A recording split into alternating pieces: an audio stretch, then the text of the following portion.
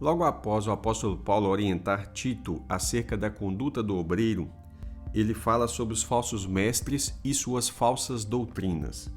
Ele diz assim: porque existem muitos, especialmente os da circuncisão, que são insubordinados ou insubmissos, falam coisas sem sentido, enganam os outros. É preciso fazer com que se calem, porque andam pervertendo casas inteiras, ensinando o que não devem, com a intenção vergonhosa de ganhar dinheiro. Foi um dos cretenses, um próprio profeta deles, que disse: os cretenses são sempre mentirosos, feras terríveis, comilões preguiçosos. Este testemunho é verdadeiro. Portanto, repreenda-os severamente, para que sejam sadios na fé, e não se ocupem com fábulas judaicas, nem com mandamentos de gente que se desvia da verdade. Todas as coisas são puras para os puros, mas para os impuros e descrentes nada é puro.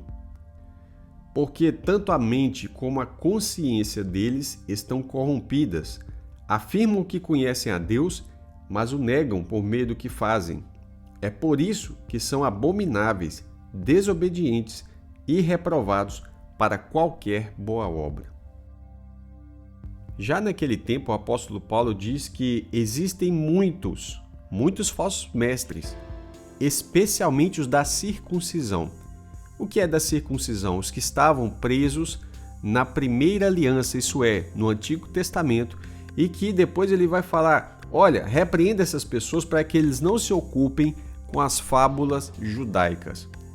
E o que são essas fábulas judaicas, a não ser a tradição a qual Jesus Cristo fala em Mateus 15, verso 3, o seguinte: porque vocês também transgridem o mandamento de Deus por causa da tradição de vocês?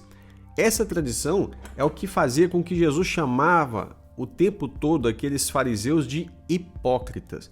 E aí muitos fariseus se converteram, e muitos deles, como você pode constatar em Atos 15, por exemplo, eles ainda estavam apegados à circuncisão. Eles queriam que as pessoas seguissem literalmente a lei de Moisés na nova aliança, em todos os seus preceitos, mesmo aquelas ordenanças que Jesus cumpriu lá na cruz do Calvário. Você pode constatar isso em Efésios capítulo 2, versos 14, 15 e 16, que diz: porque ele, Jesus, é a nossa paz. De dois povos, que são judeus e gentios, ele fez um só, e na sua carne derrubou a parede de separação que estava no meio, a inimizade. O que era a barreira entre judeus e gentios? Ele vai explicar no verso 15. Cristo aboliu a lei dos mandamentos na forma de ordenanças, para que dos dois, judeus e gentios, criasse em si mesmo um novo homem, uma nova humanidade. Isso é, a igreja, ela é composta por judeus convertidos e gentios convertidos a Cristo, fazendo a paz. E reconciliar-se ambos, judeus e gentios, com Deus por meio da cruz, destruindo a inimizade por meio dela. Então, quando o apóstolo Paulo fala sobre as fábulas judaicas, sobre os muitos falsos mestres, especialmente os da circuncisão, são aqueles que estavam querendo colocar sobre a igreja a carga da lei que não existe mais após a cruz de Cristo.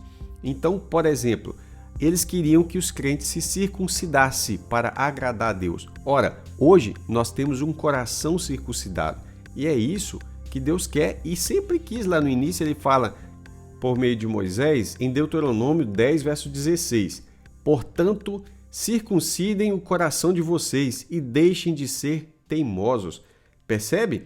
Quando Paulo fala aqui em Tito capítulo 1, verso 10, que existem muitos, especialmente os da circuncisão, que são insubordinados, isso é, são teimosos. Eles pregavam uma circuncisão da carne, mas eles não tinham coração circuncidados na nova aliança. E aí ele vai falar que essas pessoas são faladores, falam coisas sem sentido, enganam os outros. E aí Paulo fala uma coisa séria com Tito: é necessário fazer com que eles se calem, porque eles estão pervertendo casas inteiras, eles estão ensinando coisas que não devem. Ora, a intenção deles é vergonhosa. Eles não estão ensinando a circuncisão simplesmente porque eles creem, mas é porque eles têm torpe ganância, eles querem tirar proveito de vocês. Então Paulo faz uma citação que é atribuída a Epimênides, ele diz que um dos profetas cretenses disse: os cretenses são sempre mentirosos, feras terríveis, comilões, preguiçosos. Paulo diz: esse testemunho é verdadeiro. Não importa quem disse, importa que isso é verdade. E então Paulo continua. Lembra que Paulo falou: olha, é necessário fazer com que se calem. Agora ele diz: portanto, repreenda-os severamente, não para destruir eles, mas para que eles sejam sadios na fé e não se ocupem com fábulas judaicas. Muitas vezes a igreja hoje não para pensar isso, mas eles estão ocupados também com muitas fábulas judaicas, estão mais apegados a muitos livros apócrifos do que a própria palavra de Deus. Quando Paulo vai falar sobre a questão de que eles estão apegados às fábulas judaicas, nós vemos isso hoje, um reflexo na igreja de muitas pessoas que estão fazendo a mesma coisa, pervertendo, ensinando coisas que não convêm, mas com o intuito apenas de ganhar dinheiro dos irmãos, trazendo supostas revelações que, no fundo, são as antigas heresias.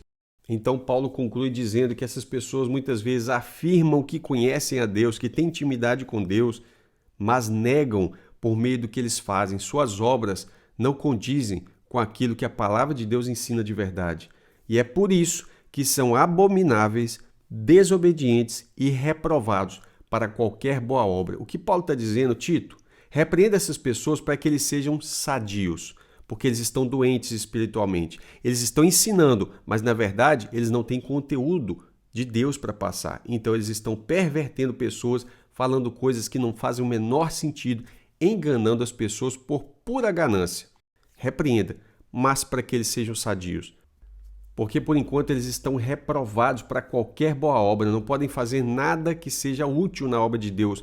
Nada que eles dizem edificam. Portanto, eles precisam ser severamente repreendidos para que eles venham ter uma oportunidade de se arrependerem e serem então frutíferos para Deus. Que nós venhamos observar esse pequeno devocional com amor e estar atentos também, porque ainda existem muitos falsos mestres na mesma situação que havia naquela época, principalmente os da circuncisão.